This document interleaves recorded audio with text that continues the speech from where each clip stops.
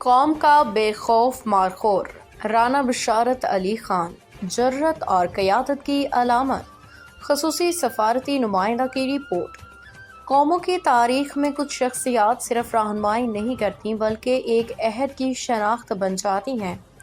International human rights movement کے پرعزم اور باحوصلہ چیئرمین رانا بشارت علی خان ایسی ہی ایک نایاب شخصیت ہیں۔ دنیا بھر میں مظلوم اقوام کے طاقتور ترجمان، انصاف کے بے لوث سپاہی اور امت مسلمہ کے دلیر محافظ کے طور پہ رانا بشارت علی خان کو پاکستان کا مارخور کہا جاتا ہے۔ جہاں وردی پوش سپاہی وطن کی سرحدوں کی حفاظت کرتے ہیں، وہاں یہ بے مثال شہری مجاہد پاکستان کی عزت اور اسلام و غیرت کی جنگ اقوام متحدہ سے لے کے یورپی سڑکوں تک ہر عالمی فورم پہ لڑ رہا ہے، بغیر وردی کا محب وطن، مگر ایسی دلیری کے ساتھ جو کم ہی دیکھنے کو ملتی ہے۔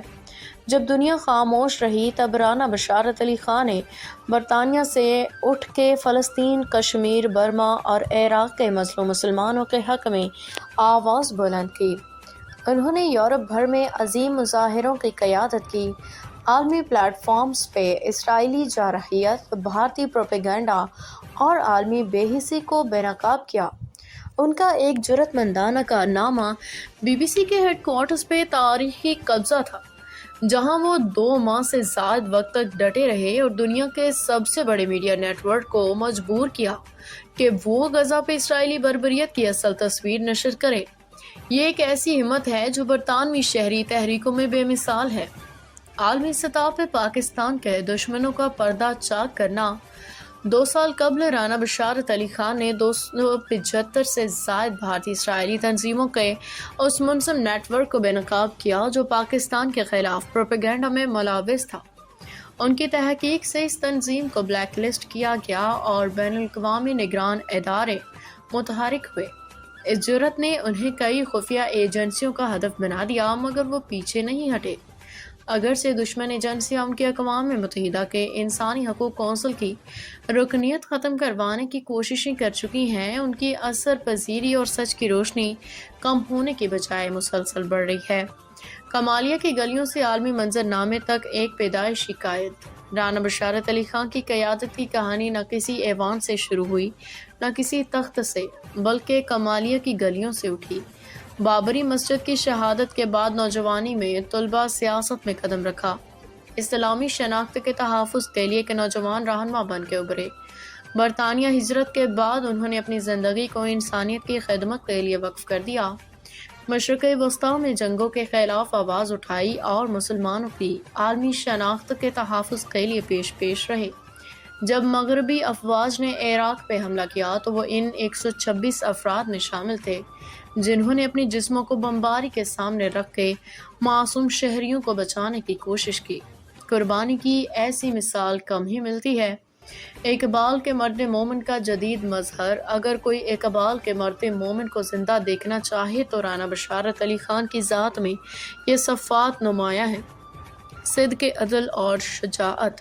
اسلامی قیادت کی یہ 3 بنیادی صفات ان کی شخصیت میں پوری طرح رچی بسی ہیں۔ انہوں نے ایک تاریخی خطاب میں کہا، نہ میں باقی رہوں گا نہ تم، میری زندگی پر بھی اعتبار نہیں، مگر یہ میرا فرض ہے کہ امت مسلمہ کے مظلومے کے لیے لڑوں، اور میں اپنی یہ عارضی زندگی ان پہ قربان کرنے کے لیے تیار ہوں۔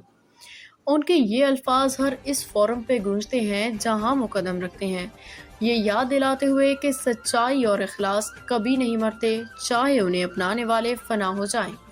سازشوں کا شکار مگر ارادوں میں فولاد۔ ان کی سچائی نے سلطنتوں کی بنیادیں ہلا دیں، ان کی جرأت نے خفیہ نیٹ ورکس کو لرزا دیا۔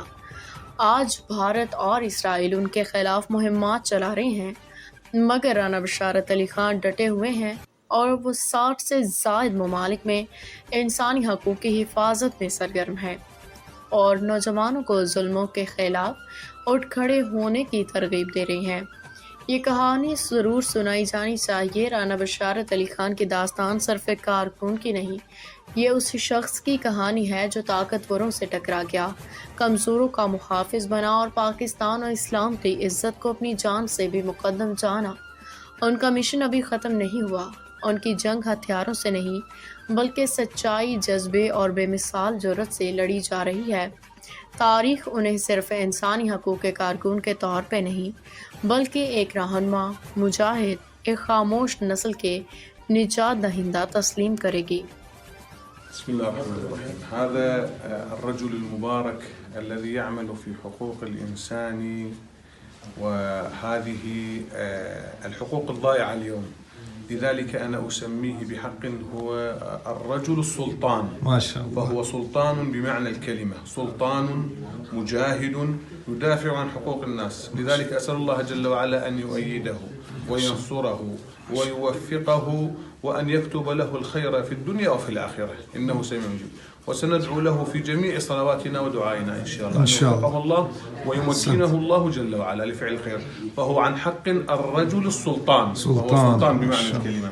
يا مرحبا. مرد سلطان.